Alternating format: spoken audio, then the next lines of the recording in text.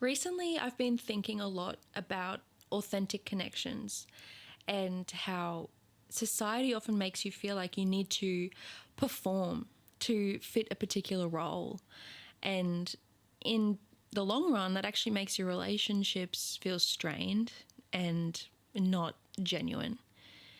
And so it poses the question of, when are you performing?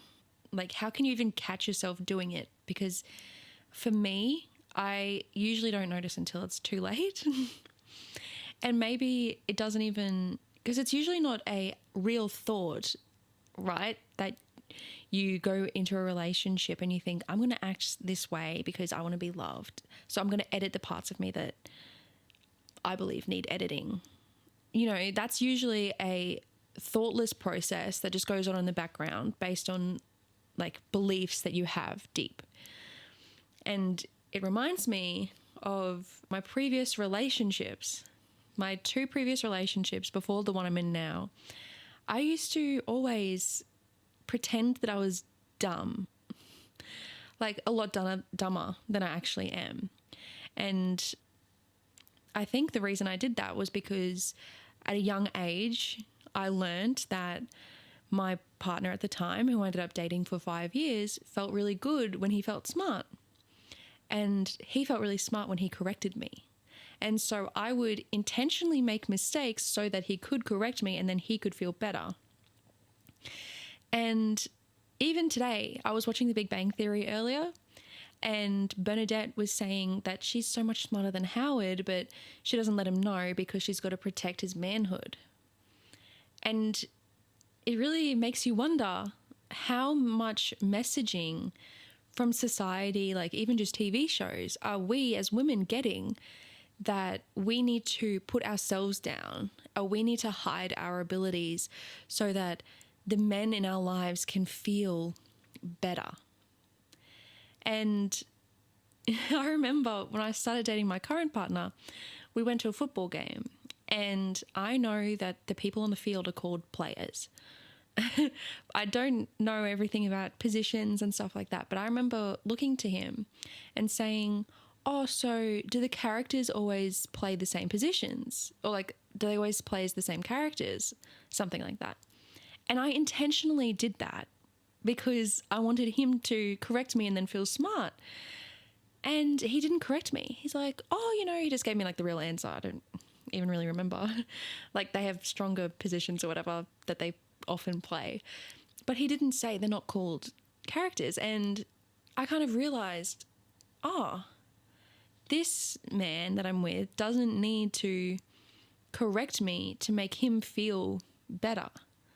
Like, it was really interesting. And I'm not saying that my ex-partners were bad because of that, because we can only really ever judge our own actions, right? But it poses the question, like, how often are we performing? Because if he had just corrected me, I probably wouldn't have even thought about the fact that I just did what I did.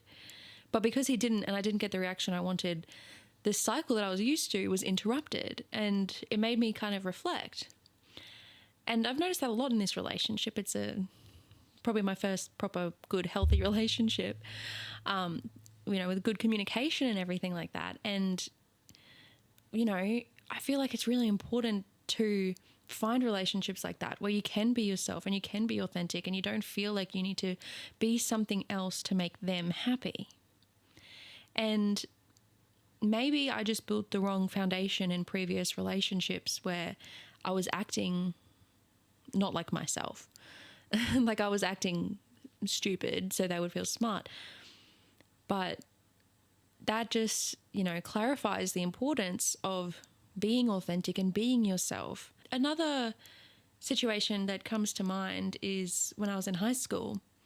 I was so desperate to be liked and to seem cool and to seem popular that it wasn't until maybe a year or two after high school, maybe longer, that I looked back at who I was, not from a victim mentality, but just honestly about who I was. And I realized I wasn't a good friend. And I'm not beating myself up for that. I was also, 15 or 16. And, it was a good learning for me and I've learned from that. But it is it does kind of hurt thinking that people in your past remember you from that, like that way. Like there are some girls from high school who probably remember me as not a good friend. And that really tears me apart sometimes. I won't go too much into that, but it just makes you kind of think that if you start noticing where this is happening now in your life, you won't have that same regret in 5 years' time or 10 years' time. I guess a lot of the time that we pretend, it's to protect ourselves. It's a form of people pleasing that my partner always says whenever we're talking about this topic, because I find it so interesting. Whenever we talk about people pleasing, he says this quote, he goes, people who people please, like where are all the pleased people? And it's so true because people pleasing doesn't actually make people pleased.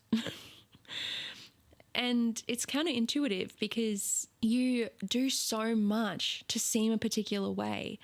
And maybe it comes out as, you put in so much effort and you do all this stuff, but you're not doing it from the goodness of your heart or because that's who you are or that's what you want to do.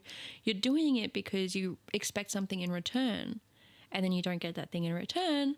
And what happens? You then are all out of whack and you might be annoyed and then get grumpy and all these things happen. And you could have saved yourself a lot of hurt by not trying to please that person.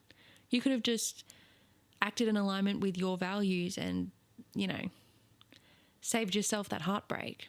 Sometimes it is just noticing, each day asking yourself, what could I have done better? What could I have done differently today that would make me a better person or that would make me more aligned with my values? For example, at the moment, I'm a new mum. I've got a 3-month-old and I found myself catastrophizing a lot. And that's not who I authentically am. I don't like who I am when I'm grumpy. You're not you when you're hungry. You're not you when you're sleep deprived and a new mum. And I have made the effort this week, so the last 4 or 5 days, I'm allowed to talk about my emotions, but I'm not allowed to catastrophize. So instead of saying, I never get any sleep and he's up all the time and whatever, that kind of talk, that's really dramatic. It's feeding into, me living in a victim mentality. I've just made the effort to not do that. So if I wake up in the morning and I hadn't slept very well, I can say, listen, I didn't have a very good sleep last night and it was not ideal. But how lucky am I that I'm on leave from work and today I get to spend all day with my beautiful baby boy? You know what I mean? Like, change the way that you speak is a way to, I guess, get around it. It's that noticing where you aren't living in alignment, noticing where you aren't living authentically, and just making a little task each week or each day to change that. And I have noticed a big difference. And that's just something that works for me. I guess if you're noticing or if you're starting to think about these things and you might go, oh my gosh, yes, that's something that I do.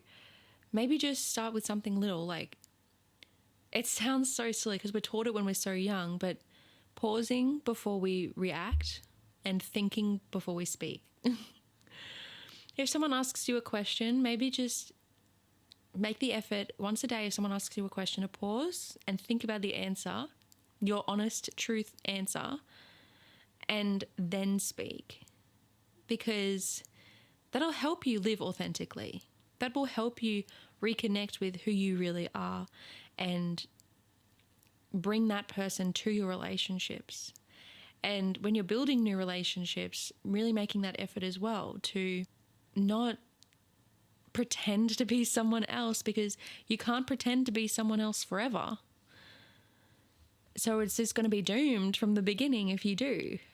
And it's not that there's any judgment there. It's not that anyone should be embarrassed. It's that, okay, let's learn from this and move forward. And I think that's all you really can do in life, is just learn those lessons and keep on keeping on. And it's funny that we're talking about authenticity and showing up this way for episode 1 of season 2 of Journey to You. I am sitting on my bed. I'm not reading off a script. I'm trying really hard to just talk authentically from here, my heart, and show up how I want to show up rather than how I feel like I should be showing up. This is going to be the vibe of the new season, and I hope you like it. I hope it resonates. And if you have any feedback, please let me know. That's all for today, and thank you so much for being here with me, and I hope I've given you some food for thought, and I'll talk to you later. Bye.